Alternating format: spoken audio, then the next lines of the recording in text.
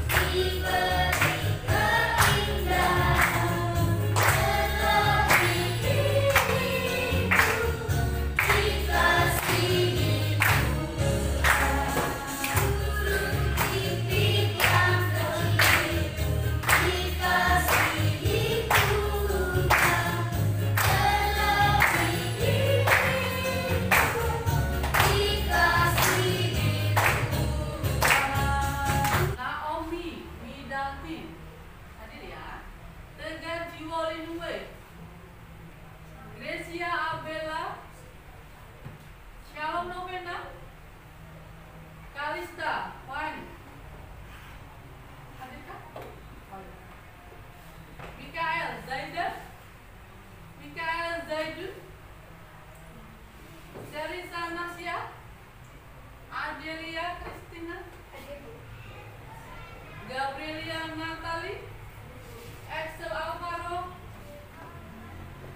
Faiz Putra, Trisna Natania, Marcelo, Bima, Tommy Daniel, Evandra, Asaza, Abednego Batra, Juan Karel, semua ya. Mikael Sea, Bagus, semua hadir ya anak-anak ya, semua sehat ya. Hari ini anak-anak kita mau belajar tentang Allah memeliharaku dan semua anak, ya kan? Nah, anak-anak dipelihara kan oleh Tuhan? Dipelihara ya. Tujuan pembelajaran kita hari ini adalah yang pertama mendaftarkan bukti-bukti Allah memelihara dalam kehidupan anak-anak. Yang kedua, menuliskan alasan bahwa Allah itu memelihara anak-anak. Yang ketiga, nanti anak-anak akan membuat karya kreatif, bisa berupa puisi, kemudian kemudian bisa berupa kolase dan lain sebagainya, ya anak-anak ya. Nah, oke. Ada Alkitabnya? Boleh dibuka di dalam ayat kitab Matius pasal 6 ayat 25. Ada yang bawa? Boleh dibacakan? Salah satu anak membaca? Bisakah? Iya. Oke, yang kencang. Yang keras.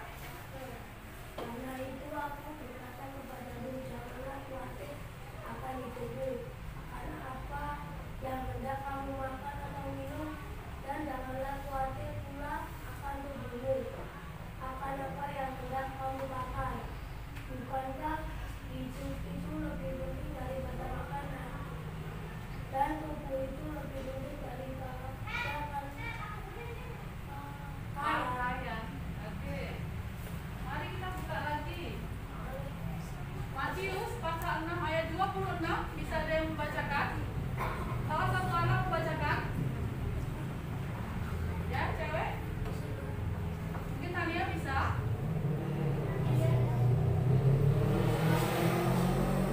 Janganlah turun di langit yang tidak menabur dan tidak menuai dan tidak mengumpulkan bekal dalam tubuh, namun diberi makanan oleh Bapamu yang di surga.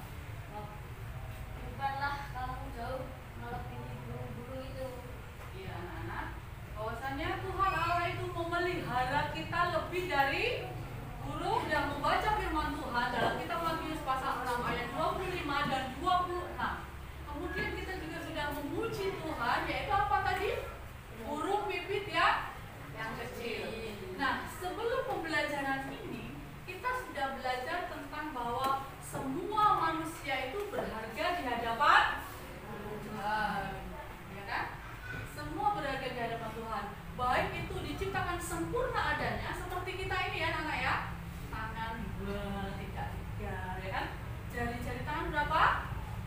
10, tidak 11, ya kan? Mata 2, telinga 2, kaki 2, tidak 1. Sempurna adanya, ya kan? Itu kita berharga di dalam Tuhan. Terlebih anak-anak ya, kita sebagai anak Tuhan ini harusnya bersyukur kepada Tuhan karena kita diciptakan dengan sempurna.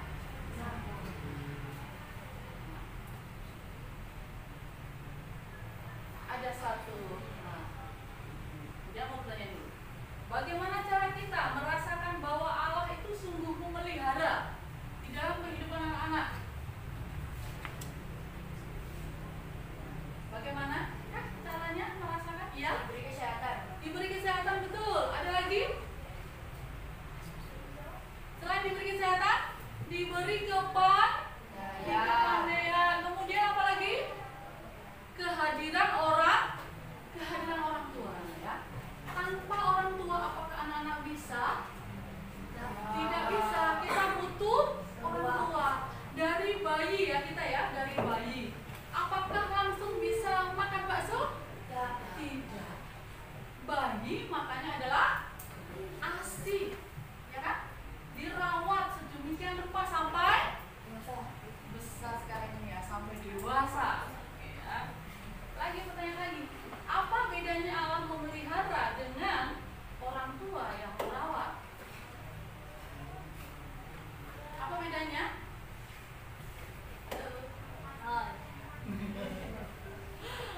Allah memelihara itu kepada semua umatnya.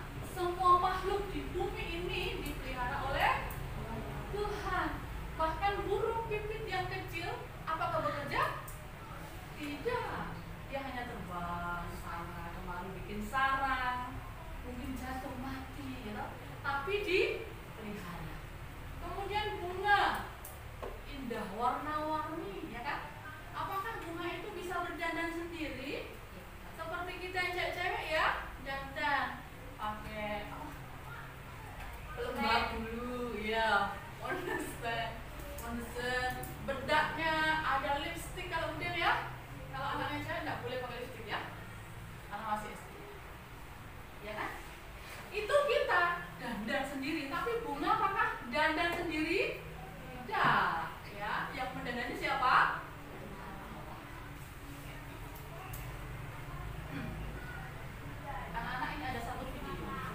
bahwa Tuhan benar-benar Maha Adil.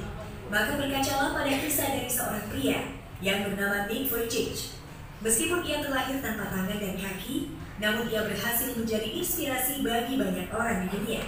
Nick Vujicic lahir di sebuah rumah sakit di kota Melbourne pada tanggal 4 Desember 1982. Orang tuanya sangat terkejut ketika melihat keadaan putra mereka yang lahir tanpa 2 lengan dan 2 kaki.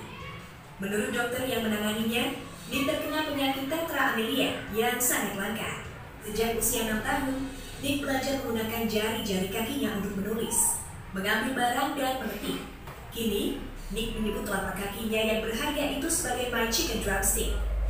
Agar bisa hidup lebih mandiri, kuat secara mental, dan bisa bergaul dengan luas, ibu Nick memasukkan putranya ke sekolah biasa.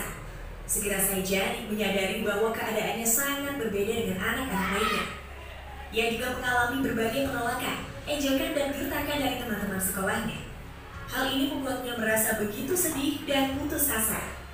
Pada usia 8 tahun, Nick sempat berpikir untuk mengakhiri hidupnya.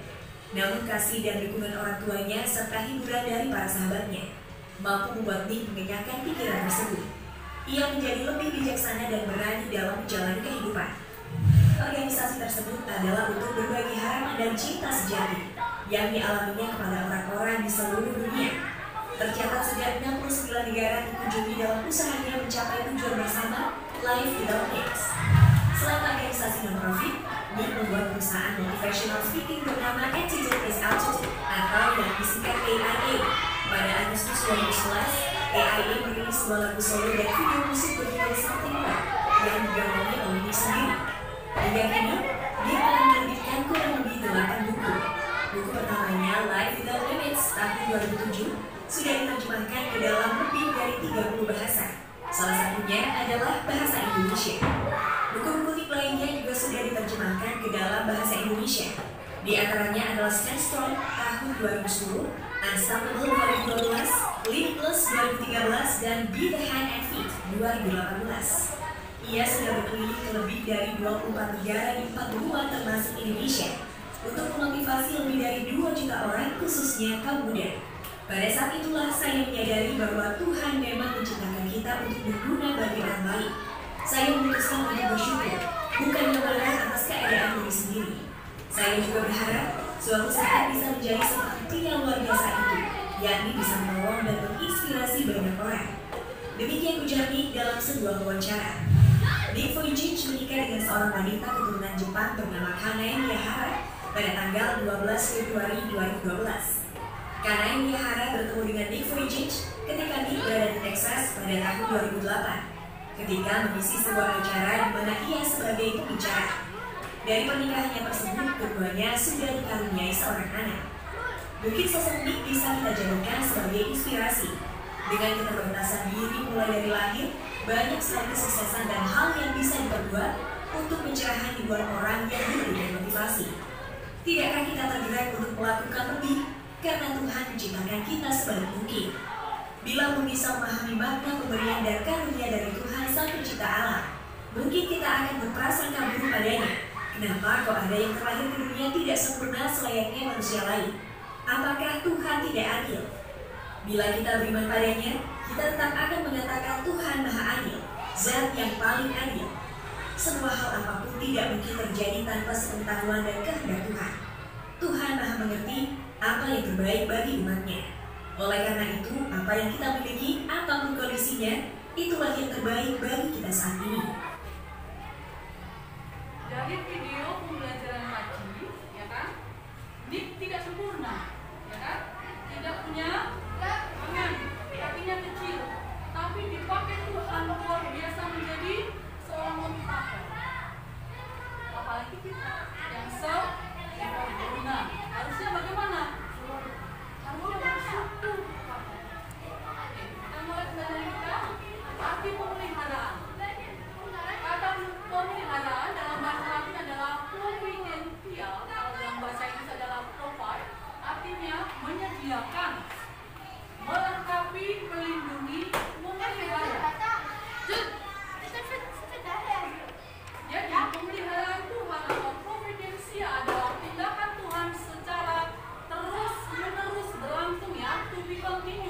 terus-menerus dalam kehidupan kita. Untuk apa? Untuk memelihara, melindungi semua makhluk ciptaannya sesuai dengan rencana Tuhan.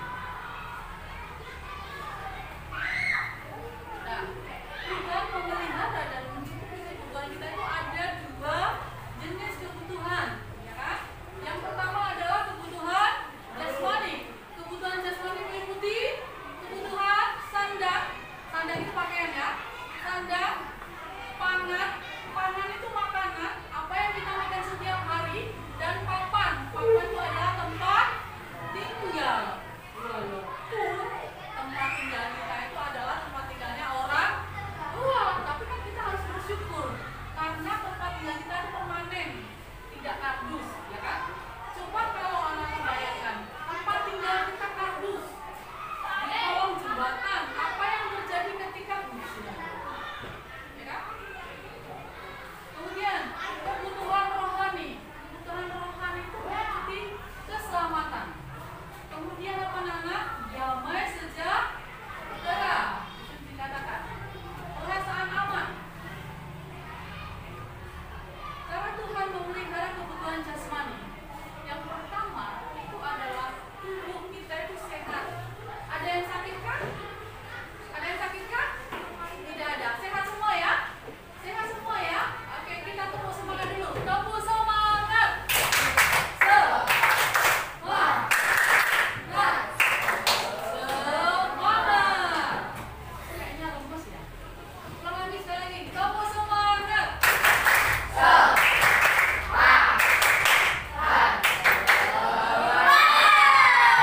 Oke, sehat kan? Kayak yang sakit ya. Yang kedua adalah Tuhan memberikan kekuatan kepada orang tua untuk apa? Bisa bekerja. Jadi orang tua kalian anaknya itu bekerja untuk apa? Untuk apa anak? Halo, orang tua bekerja untuk apa?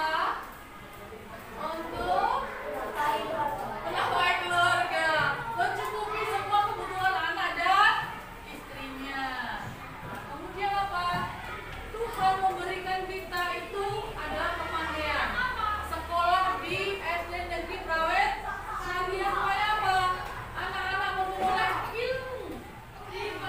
Dan nantinya anak-anak akan menjadi anak-anak yang pandai. Tidak hanya pandai tapi terampil dan berakhlak mulia.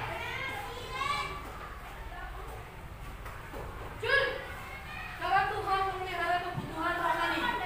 Yang pertama adalah kita dipimpin oleh Roh Kudus, bukan roh setan ya, tapi Roh Kudus.